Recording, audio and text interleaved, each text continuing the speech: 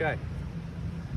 All right, we're back. I just gave Jonathan a lesson here, and we're just going to go over kind of step by step a few things that I decided to change, some things I decided to leave, because Jonathan, he's played before. He's got a good experience, under his belt. He knows what he's doing. He's played a lot of golf 2 or 3 times a week.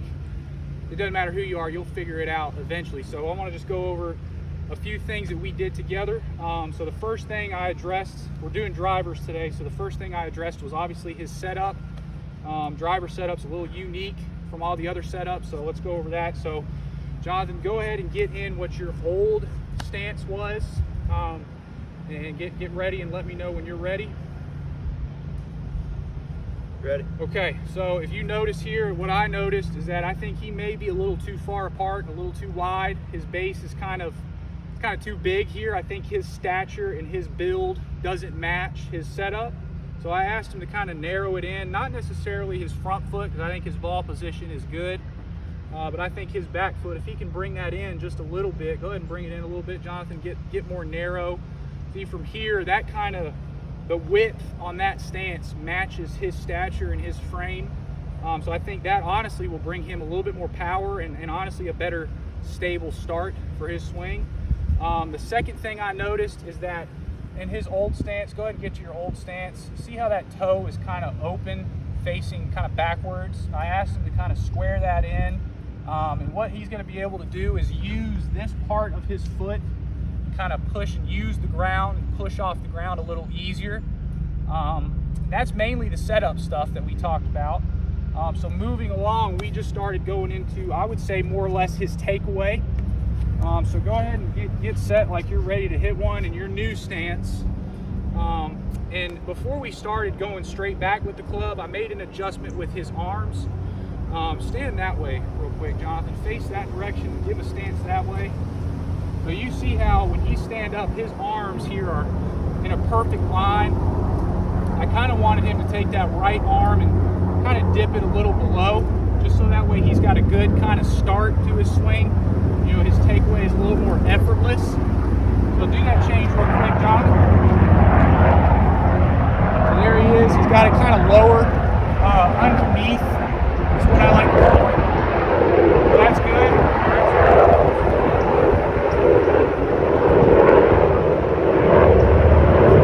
All right, so once we got all that set up, now we're just talking about the takeaway.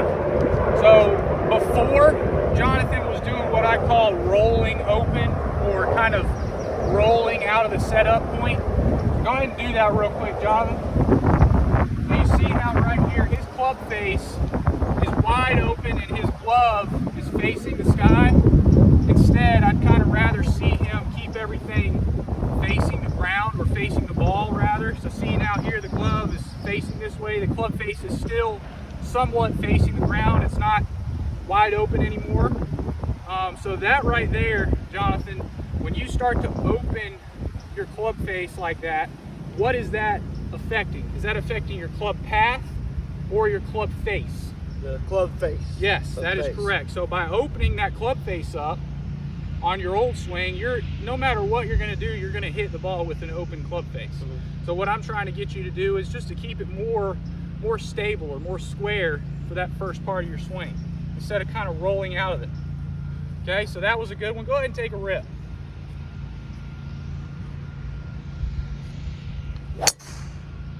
Good.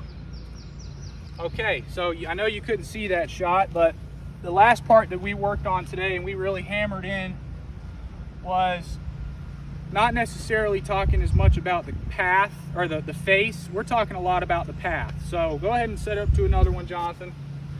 And a lot of golfers have this same problem. Jonathan's one of them. He's got an over-the-top swing.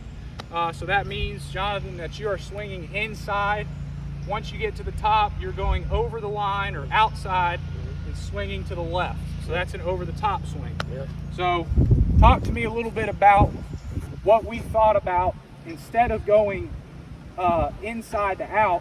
What is some of the things we talked about that help that club path come back down more square?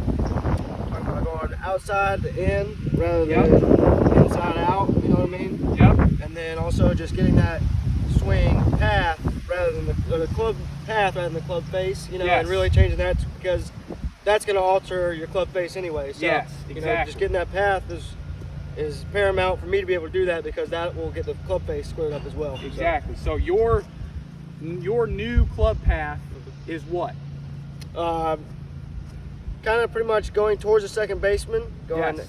going out Mm-hmm. and going through the ball rather Yes. than around the ball. Exactly. And then just working that club face, getting it through the zone, getting it squared up, Yes. rather than going around it and, you know, glove back here. Yes. Just really going through it. Yes. So And inside you out. make a good point there, and he mentioned hitting the ball and swinging to second base, meaning no matter what he does, he has to come in from the ball on the inside in order to swing to second base versus what he did before was swinging to shortstop or third base, if that makes sense. So, all right, well, let's put all that together and let one rip here.